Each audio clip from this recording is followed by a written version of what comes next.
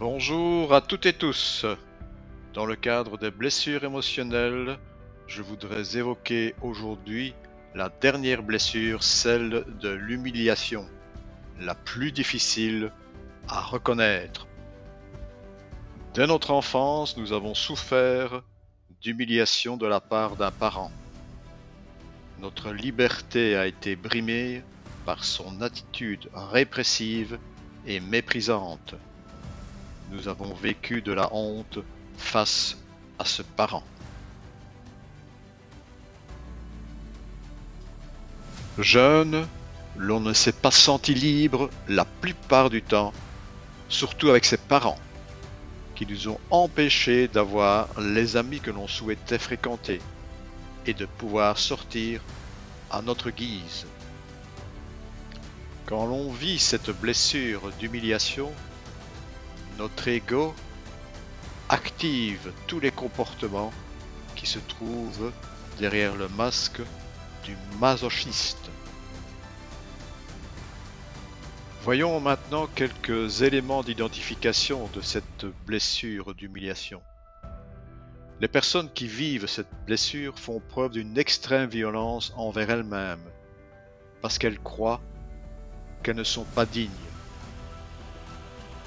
Le masochiste s'occupe des autres pour être une bonne personne et pour ne pas faire honte aux autres.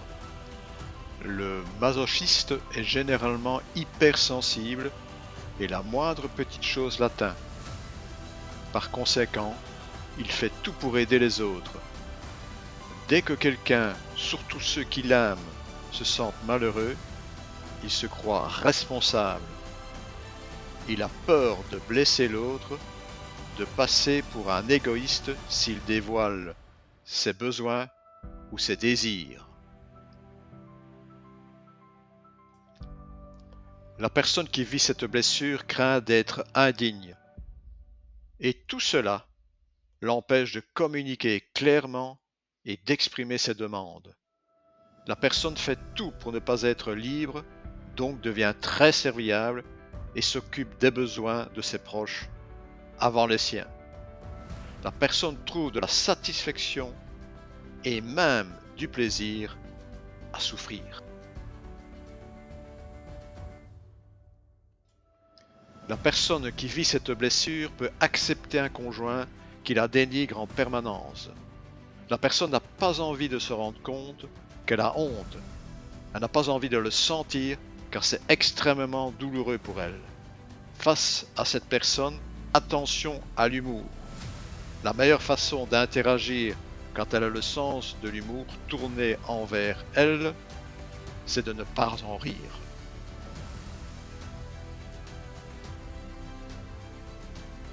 Voyons maintenant des exemples de cette blessure d'humiliation au niveau du management. Dans l'équipe de Jacques, lors des rencontres, des réunions, qu'elles soient organisées en équipe ou individuellement, à l'exception de France, tout le monde arrive à exprimer ses ressentis, ses besoins en toute quiétude. En effet, Jacques, du fait de ses compétences d'empathie, de bienveillance, est arrivé à créer au sein de son équipe de conseillers un esprit de confiance, de respect mutuel, ce qui permet à chacun de bénéficier d'un espace de dialogue où ils peuvent s'exprimer en toute authenticité, sans jugement. La seule dans l'équipe qui n'arrive pas à s'exprimer, d'exprimer ses ressentis, ses besoins réels, c'est la dernière arrivée, France.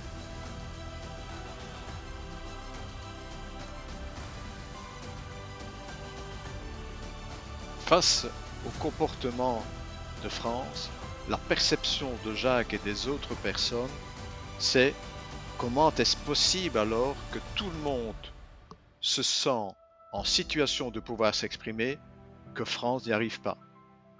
Tous sont persuadés qu'elle ne veut pas jouer le jeu correctement, qu'elle ne veut pas partager ses ressentis. De plus, ils constatent que France n'arrive pas à communiquer clairement et exprimer ses demandes. De toute évidence, pour eux, France n'est absolument pas dans le tempo de l'esprit d'équipe. Pour preuve, elle ne demande jamais d'être aidée. La réalité de France, c'est qu'elle vit une blessure d'humiliation importante, ce qui pourrait signifier en outre j'ai de la difficulté à exprimer mes vrais besoins et ce que je ressens, par peur d'avoir honte ou de faire honte à quelqu'un. Si elle doit prendre la parole, se prononcer sur un sujet, elle a une peur profonde de blesser l'autre, de passer pour une égoïste. Et comme à chaque fois, je terminerai cette vidéo par cette belle phrase de Voltaire, j'ai décidé d'être heureux, c'est bon pour la santé. Merci de votre écoute et à la prochaine.